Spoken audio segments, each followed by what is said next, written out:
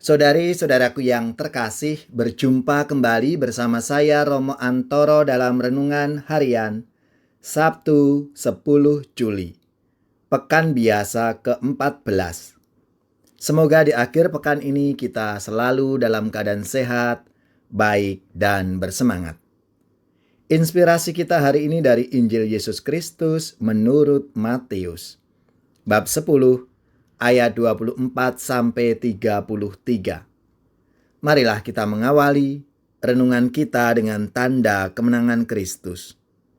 Dalam nama Bapa dan Putra dan Roh Kudus. Amin.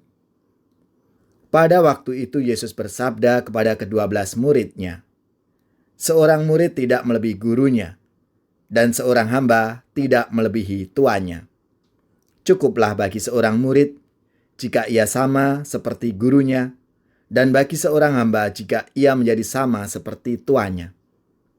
Jika tuan rumah disebut Beelzebul, apalagi seisi rumahnya. Jadi janganlah kalian takut kepada mereka yang memusuhimu, karena tiada sesuatu pun yang tertutup yang takkan dibuka, dan tiada sesuatu pun yang tersembunyi yang takkan diketahui. Apa yang kukatakan kepadamu dalam gelap, katakanlah dalam terang. Dan apa yang dibisikkan ke telingamu, beritakanlah dari atas atap rumah.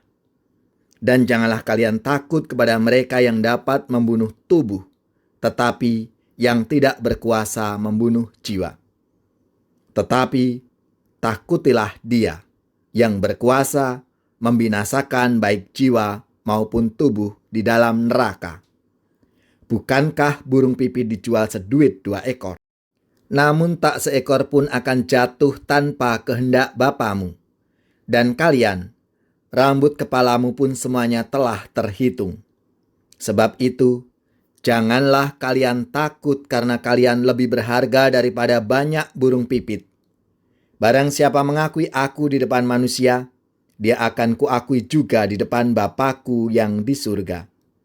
Tetapi, barang siapa menyangkal aku di depan manusia, dia akan kusangkal di hadapan Bapa-Ku yang di surga."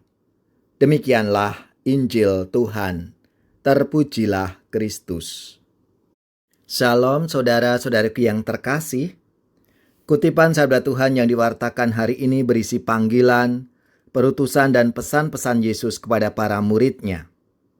Pesan ini disampaikan kepada mereka setelah Yesus menyatakan bahwa mereka itu diutus seperti domba ke tengah-tengah serigala. Konsekuensinya, apa yang dialami oleh Yesus yang mengutus akan dialami juga oleh para murid sebagai utusan. Hal semacam ini janganlah dianggap nasib yang tidak bisa dihindari, melainkan suatu berkat khusus.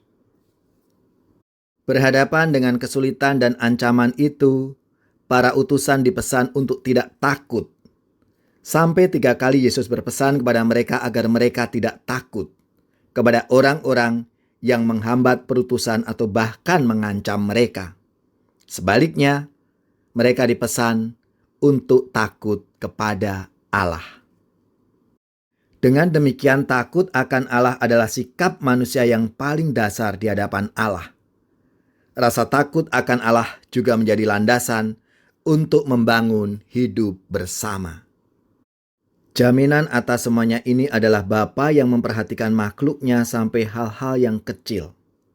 Keyakinan ini diungkapkan dengan sangat menarik.